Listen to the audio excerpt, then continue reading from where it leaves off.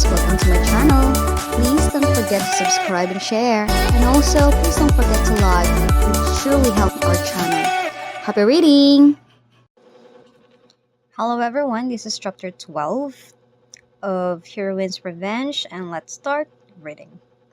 Grandpa, I want you to see my girlfriend. O diba? Hindi siya nag-hi doon sa babaeng pinakilala ng lolo niya. Ipapakilala niya yung girlfriend niya. Ganun dapat, boys. You can have dinner with us, but I can cooperate with your other requests except for that. I don't like any of those ladies. I only love Chu Yan. Ay, kakakilig. I only love Chu Yan. O, diba? Love agad. Sabagay, she's the first girlfriend, diba? Let's go. Iniwan si Lolo. Stop there, you unfilial kid. Yung high blood na lang yung kaluwa, lo. Ayaw niya nung dinidiktahan, just like you. Ano yan? Push. Watch out, Yan.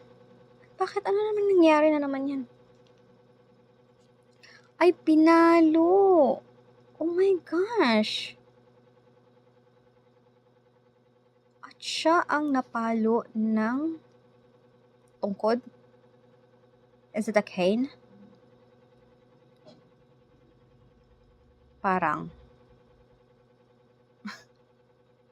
For sure magagalit.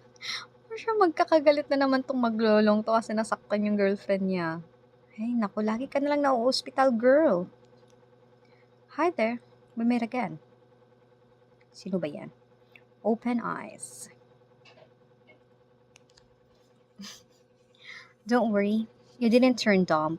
You just got your head swollen. Ay, naku, gwapo ka sana, Dok, eh. Nakakainis ka lang minsan. Sure. Napakaano niya, no? Cheerful na doctor. Are you the doctor who treated me when my shoulders got hurt? Yes, he's the one. My pleasure. You still remember me. Let me tell you a secret.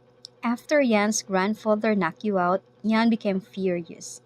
He fired a shot and shattered the crystal chandelier in the room, leaving his grandfather foaming with anger. Nanira pa ng gamit. Buti nga yung chandelier yung tinamaan, hindi yung lolo, hindi yung babaeng nandoon. Nasira lang yung crystal chandelier sa sobrang galit ni Boo. Ni Boo Yan. Diba? Magkagalit yung maglolo ngayon. I have never seen Yan get this furious for a woman. You're incredible. Siyempre siya naman yung first girlfriend, diba? Is he alright? Where is he now? Diba? Ibig magtanong siya, okay lang ba ako? Siyempre tinanong niya yung boyfriend niya. Get out. Well, chismoso ka kasi. Talagang tinapon siya sa labas ng pintuan. Wala ka magagawa, Dok. Ang tabil kasi ng dila mo eh. Yan tuloy. Mo kasi sinalo niya yung palo, ano. You always get hurt for me. I said I'd protect you. Diba? Inosente pa masyado. I'm a person of my words. If I can't do that, I won't make my promises easily. Let me check if the wound made by knife has recovered. Oh, di ba? Napalo, nasaksak na siya, napalo pa. Puro likod. Ano ba, te? Malapit mo naman sa disgrasya, te. I don't want this to happen again. Let me protect you from now on. Let me protect you. Oh, may sugat pa. Hey, it's itching. Don't get your hands on me. Pasimple lang eh. I'm not. I'm just kissing your wound.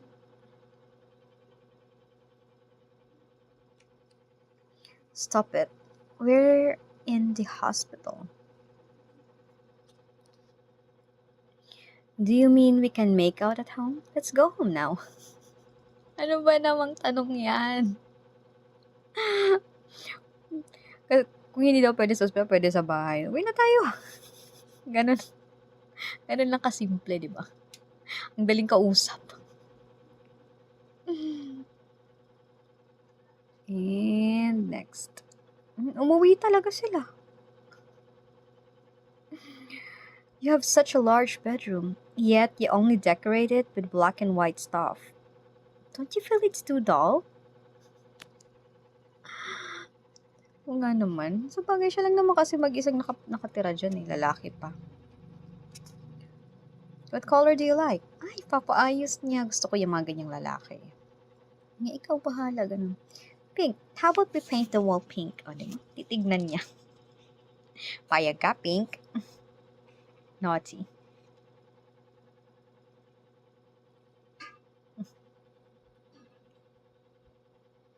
Aba, ang bilis. Door pa lang. Pasok muna siguro, no? Wait. Yan. Ah, may papigil-pigil pa. I wanna take a shower. Shower. Alright, I can give you a short break. Kala ko pa virgin pa to siya. Ba't parang nagmamadali? Go ahead, I'll take a shower in the next door. O, di ba parang mas madali. Mag-shower ka na, mag-shower ako dun. Di ba?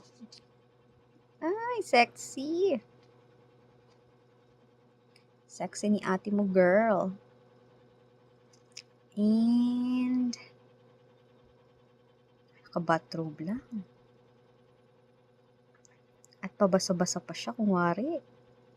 If I know, hindi mo naiintindihan yung binabasa. Come here.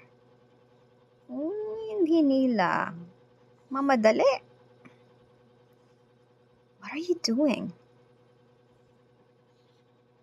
Don't you know? Oo nga, hindi mo pa ba alam? Alright, that's the end of this chapter. Let's continue the next one. Hey everyone, chapter 13, and let's start reading.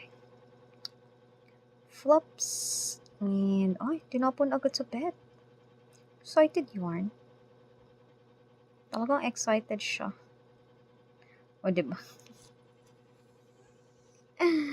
Wala ka na talagang tatakbuhan, girl. Bed na talaga yan, girl.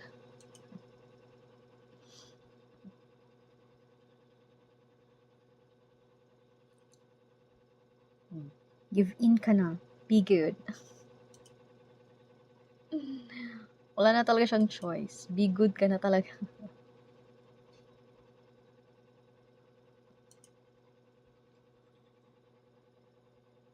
Sorry, hindi ko nabasa yun. Wait a minute. Crabs.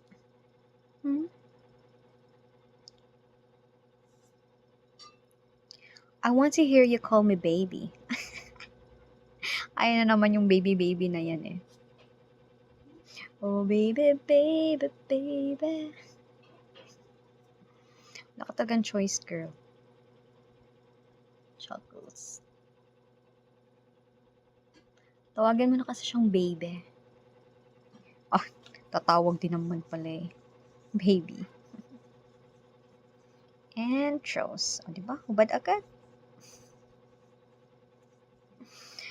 At napakaano ng ating altar. Conservative. Rob lang na natanggal yung pinakita. Pakliwish-kliwish lang pala to. At wala, morning na. The next morning. My back is really sore. Pagod na pagod siya. Tingnan natin si Buyan, kung ano yung itsura niya after that night. Morning. Ah, diba? Fresh na fresh ang lolo mo. Tamo. Oh, ano ka dyan? Po, ganda ng abs ah. Ba't di pantay? Kawawa yarn. Don't cover yourself with blanket. It's stuffy. Which part of you haven't I seen? Ano naman yan? Linyahan talaga ng mga boys yung ganyan, ano? Where did you learn all those positions last night? And how many women have you practiced them with? Galit yarn. So, expert na expert siya kagabi. Silly. There really haven't been any other woman. No other woman. I'm sorry for keeping you waiting for so long. From now on, as long as I leave, I'll be by your side. Hmm? May pag ganon. Kisses. Pogi siya sa ganyang hairstyle niya, no? Nag-iba yung aura niya. Or nag-iba lang yung aura niya kasi ano. Kasi nangyari kagabi. Congratulations. Host, you've completed 90% of the mission. 90%? Please continue to give it your best and complete the final 10%. No, 10% na lang. Tapos lilipat na naman siya sa ibang mission. After I complete 100, will I stay in this world until I grow old, or will I leave immediately? Please keep up your efforts. Once the mission is completed 100%, there will be an answer. Oy. Notices. Ganun ba yun? Is something wrong? Are you cold? It's okay. I'm going to freshen up and then make you food, okay? Ano ba yan? 10% na lang tapos magkakahiwalay na sila. Kitchen. Nagluluto siya. Is it ready? Excited yarn. Gutom na gutom. So what are you going to cook? What did you cook? Almost. Saan bang niluto niya? May pahag. May pahag ang lola mo. You smell really nice. Ayun na naman.